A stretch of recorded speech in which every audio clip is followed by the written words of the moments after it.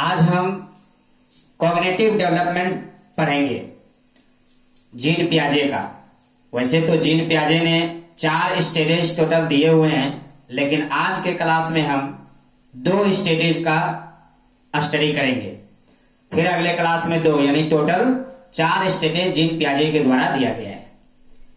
Gene पियाजे cognitive development दिए हुए हैं, यानी संज्ञानात्मक विकास। ये जीन पियाजे एक कॉग्निटिव डेवलपमेंट दिए हैं, मतलब बच्चों का संज्ञानात्मक विकास। इनका मानना था कि मानव बचपन से ही विकास होता है, वो वहीं से जोड़ना स्टार्ट करता है। बचपन का मानव का जैसे जैसे एज बढ़ते चला जाता है, उसका विकास होते चला जाता है। तो जीन पियाजे मानव के विकास के संदर्भ में विकास के स्टेज का वर्णन किया। उन्होंने कहा कि ह्यूमन जो है, मानव जो है, विकास की अवस्था में 4 अवस्थाओं से गुजरते हैं। समझे? उस चारों अवस्था से गुजरते हुए मानव में विकास होता है, यानी बचपन से रिलेट करते करते एडल्ट तक लेके चला गया। तो जीन पियाजे ने संज्ञानात्मक विकास के अंतर्गत पहला स्टेज दिया था सेंसरी मोटर का। पहला जो स्टेज था उसका, वो था सेंसरी मोटर का। सेंसरी मोटर का है ना, सेंसरी मोटर का सिद्धांत दिया और उसमें कहा कि यह जो है 0 से 2 ईयर तक होगा। मतलब जब बच्चे जिस दिन से जन्म लेंगे उस दिन से 2 बरस तक का जो स्टेज कहलाएगा वो सेंसरी मोटर कहलाएगा। इससे एग्जाम में क्वेश्चन पूछे जाते हैं, समझ गया ना। हम लोग देखते चलेंगे, उस पॉइंट का भी डिस्कशन करेंगे जो पॉइंट हूबहू सीटेट ने पूछा है, क्वेश्चन से सबका कलेक्शन किए हुए हैं, वो सब आपको मिलेगा और आगे से क्वेश्चन छूटेगा भी नहीं, इतना ध्यान रखिएगा। तो हम बात करते हैं सेंसरी मोटर स्टेज। जीन पियाजे के द्वारा पहला स्टेज दिया गया, इसका एज रहा 0 से 2 ईयर। क्लियर है? इसमें कहा पहली बात कि absence of language, absence of language है ना। अब्सेंस ऑफ लैंग्वेज क्या हुआ? अब्सेंस ऑफ लैंग्वेज हुआ कि बच्चों को भाषा का अभाव होता है। बच्चे भाषा के रूप में जिस तरह बोलते हैं, मुझे पानी पीना है, नहीं मुझे खाना है, मम्मी प्लीज यहां आइए, वो सब वो नहीं बोल पाता। उसमें लैंग्वेज का अभाव होता है, अब्सेंस ऑफ लैंग्वेज होता है। बात समझ रहे ना। और उसमें सेपरेशन एंजाइटी होता है। सेपरेशन एंजाइटी क्या होता है? देखिए, जहां पर अब्सेंस ऑफ लैंग्वेज मिल गया, उस समझ जाइए जीन पियाजे का पहला मोटर स्टेज था sensory motor stage. Sensory motor stage 0 से 2 ईयर तक होता है, जिसमें अब्सेंस ऑफ लैंग्वेज की बात पहली बार कही गई। फिर कहता है सेपरेशन एंड एंजाइटी। ये क्या होता है? Separation and anxiety. सेपरेशन मतलब अलगाव, जैसे मां से बच्चे को ले लेना। एंजाइटी मतलब गुस्सा, नहीं तो सेपरेशन, जैसे आप समझ लीजिए कि बच्चे मां के गोद में है, अब कोई थर्ड पर्सन उस बच्चे को लेना चाहता है, तो उस बच्चे को क्या लगता है कि रे मुझे छीन रहे हैं, मुझे लेके भाग जाएंगे, नहीं। या फिर बच्चे को ये कहते हैं कि मैं इसको लेके भाग जाऊंगा, तो फिर रोने लगता है। नहीं, वो अपने माँ पापा से गोद से दूसरे गोद में नहीं जाता है, किसी अनजान व्यक्ति के गोद में नहीं जाता है। ऐसा क्यों? क्योंकि जीन पियाजे महोदय ने कहा था कि सेपरेशन एंजाइटी होता है बच्चों में। वो सेपरेशन मतलब मां से, पिता से अलग करने पर वो रोता है। ऐसा भी इन्होंने कहा था। 0 से 2 साल में आपने देखा भी होगा, पास पड़ोस में बच्चे होंगे या अपना भी बच्चे होंगे, तो उसमें भी यह क्वालिटी आपने देखा होगा कि 0 से 2 साल के जो है सेंस में ऐसी सारी बातें होती रहती है। नहीं समझते हैं? जैसे बच्चों में फिजिकल एक्शन, नहीं involving senses of motor activity, ये भी उसमें जो है अभाव होता है। फिजिकल एक्शन कहिए, फिजिकल एक्शन, नहीं, या फिर इन्वॉल्विंग इन्वॉल्व होता है सेंसेस, इन्वॉल्विंग सेंसेस या मोटर एक्टिविटी, सेंसेस और motor activity, motor activity, motor activity. अब आप देखो, ये कह रहा है कि फिजिकल एक्शन और इन्वॉल्विंग सेंसेस मोटर एक्टिविटी। कहने का अर्थ है कि बच्चे में मोटर एक्टिविटी, मोटर गतिविधि नहीं हो पाता है। जैसे बच्चे ब्रश करना, बच्चे अपने से अपने जूतों का फीता बांधना, ये सब उसमें नहीं हो पाता है इस समय में। नहीं, मोटर एक्टिविटी का अभाव होता है, लैंग्वेज का अभाव होता है, नहीं, सेपरेशन एंड एंग्जाइटी होता है। किसमें? सेंसरी मोटर स्टेज में। क्लियर है? तो फिजिकल एक्शन समझ गए, किसी भी प्रकार का फिजिकल कार्य करना, जंपिंग करना, रनिंग करना, है ना, ये सारा कार्य वो नहीं कर पाते हैं। ये सारी बातें इसमें होती है। इसका धीरे धीरे जैसे जैसे एज बढ़ते जाएगा, ये सबका विकास होते चला जाता है। नेक्स्ट एक पूछा गया था सीटेट में, ऑब्जेक्ट परमानेंस, ऑब्जेक्ट परमानेंस, है ना, ऑब्जेक्ट परमानेंस। तो ऑब्जेक्ट परमानेंस क्या होता है ये समझते हैं। ऑब्जेक्ट परमानेंस मतलब बच्चे को ऑब्जेक्ट का जो है, जैसे मान लिया जाए ऑब्जेक्ट मतलब वस्तु, जैसे बच्चे को कोई खिलौना देते हैं आप, नहीं, तो बच्चे का सारा जो ध्यान होता है वो ऑब्जेक्ट की तरफ होता है, खिलौने की तरफ होता है।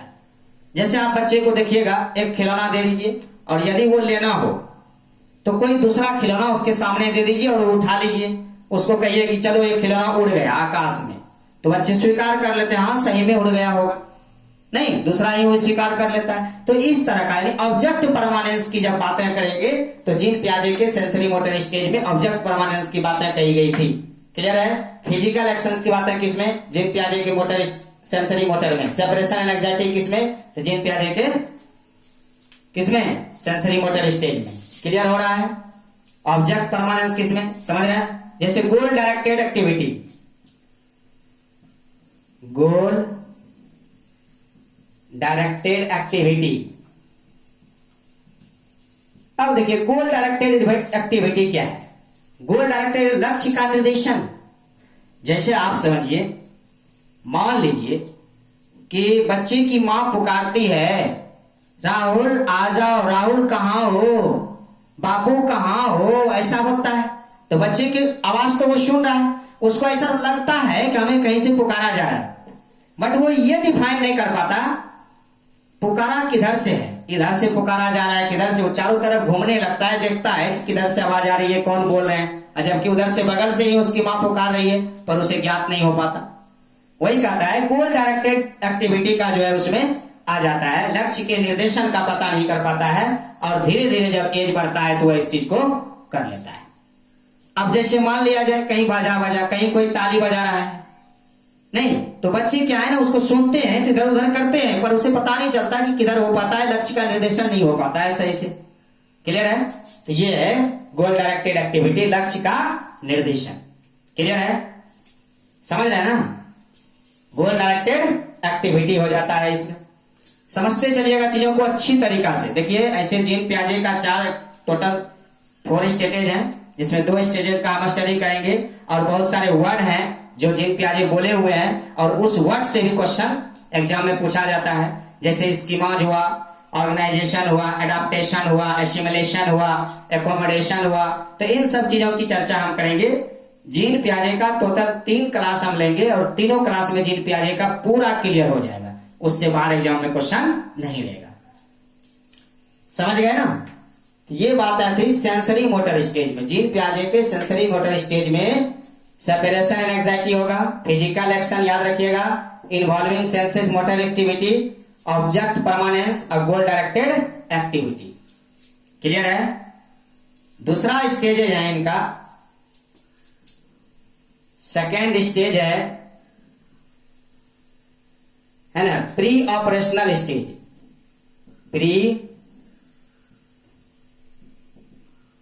Pre operational stages, second stage है प्री ऑपरेशनल स्टेज।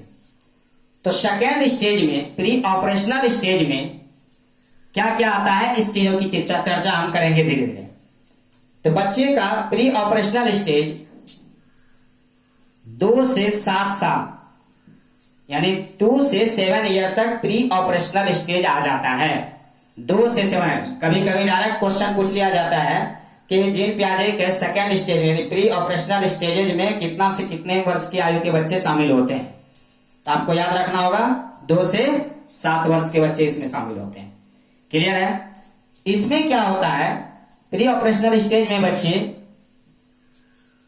सिंबल है ना, सिंबल हुआ, क्या कहते हैं जेस्चर लैंग्वेज हुआ, इस सब चीजों को वो इशारों से करने लगता है, बताने लगता है, सिंबल को पहचानने लगता है।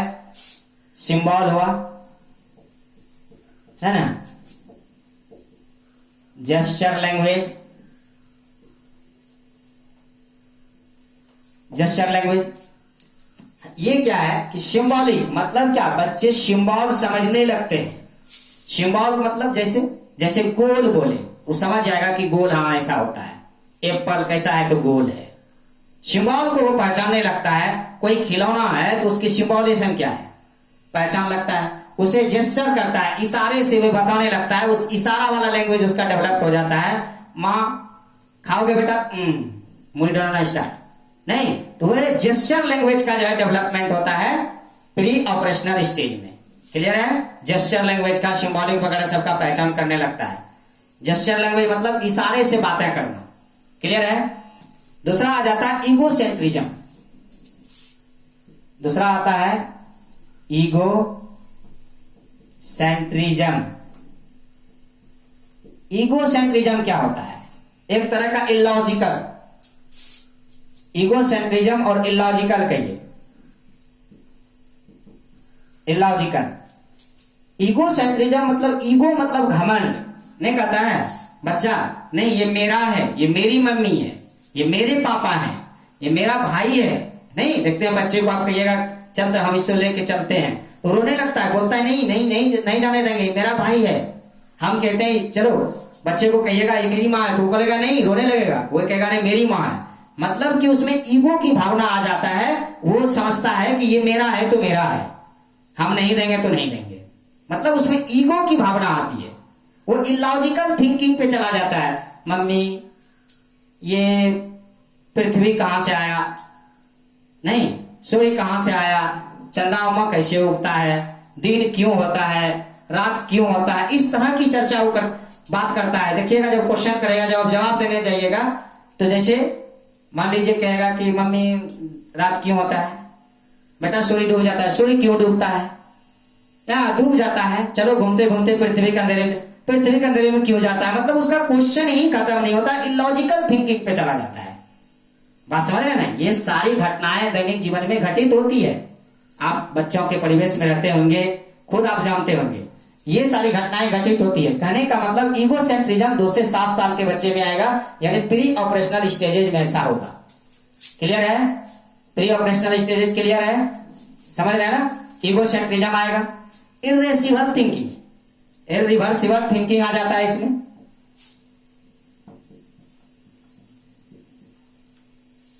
Irreversible REVER, irreversible thinking. देखिए इरिवर्सिबल थिंकिंग क्या होता है, 2 से 7 साल के बच्चे जब पढ़ने चले जाते हैं, 4 साल प्लस होने के बाद बच्चे विद्यालय जाते हैं या फिर आप घर में पढ़ाते हैं, तो यदि उसको कहिएगा कि अच्छा बताओ होगा 2 + 3 क्या होगा, तो कहेगा 5 होगा। उसी को उल्टा दीजिए, कहिए 3 + 2 क्या होगा, तो कहेगा 3 + 2 पता नहीं। मतलब रिवर्सिबल नहीं कर पाता है। नहीं, जैसे आप किसी बच्चे को आप कहिए 4 + 3 क्या होगा, कहेगा 7, 3 + 4 क्या होगा, पता नहीं। नहीं मतलब उल्टा नहीं पता है, चीजों को उलट के नहीं बता पाता है। इरिवर्सिबल थिंकिंग का जो है विकास उसमें नहीं हो पाता है। जब धीरे धीरे आगे बढ़ता है तब इस चीज की उसमें विकास आता है। सेंट्रिज्म, सेंट्रेशन, वन वे थिंकिंग होता है उसमें, इसको हम ये भी कह सकते हैं सेंट्रेशन या वन वे थिंकिंग कहिए इसको। इसको मिटाते हैं, वन वे थिंकिंग कहिए, सेंट्रेशन कहिए, इसको हम कह सकते हैं one way thinking,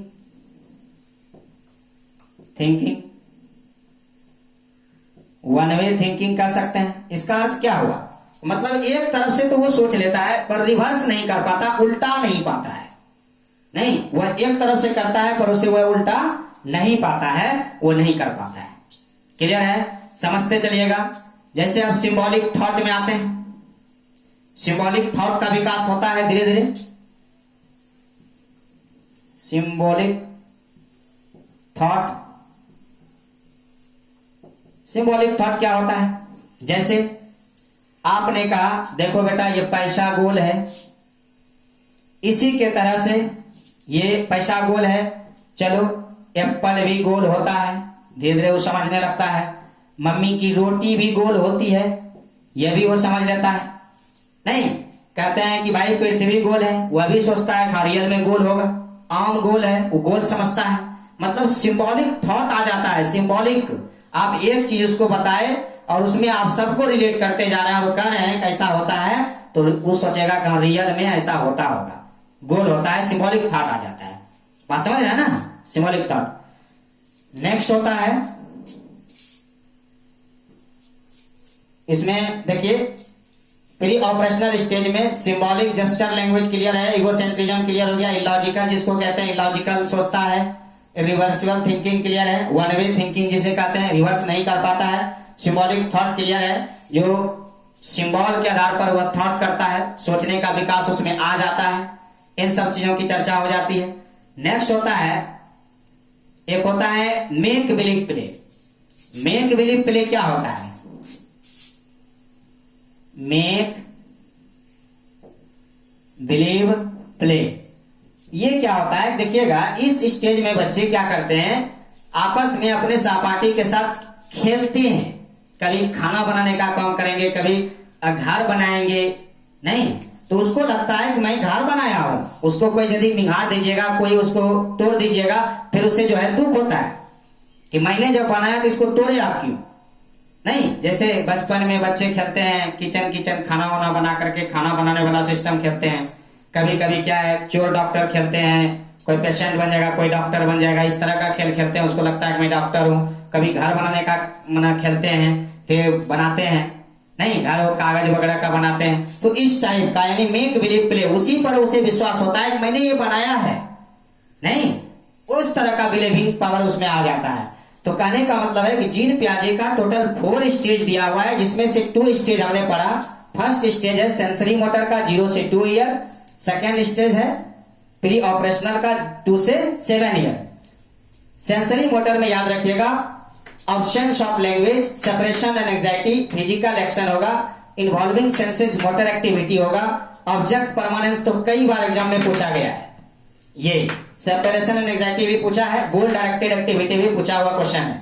second stage है प्री ऑपरेशनल स्टेज, जिसमें सिंबॉलिक होगा, जेस्चर लैंग्वेज, इशारे से बातें करने का आ जाता है उसमें क्वालिटी, इगोसेंट्रिज्म ईगो की भावना आती है, इलॉजिकल थिंकिंग लगाता है वो, समझ गए, इलॉजिकल कहेगा पृथ्वी गोल है तो क्यों गोल है, इस तरह का है ना। मेक बिलीव प्ले, समझ रहे हैं, ये खेलने वाला सिस्टम है।